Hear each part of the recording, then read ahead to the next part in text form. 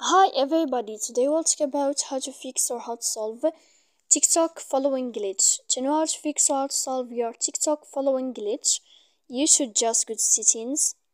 After that, we click apps, default apps, app settings. When you'll find this list, you will enter to the window of TikTok. Here in this page of app info, you will click on first stop and you will click OK. Then you will go to the window of storage. After that, we click clear cache. Don't click clear data because that can make errors on your app. And then you can go to your Wi-Fi and you can turn off your Wi-Fi. Then you can wait a moment to turn on your Wi-Fi again.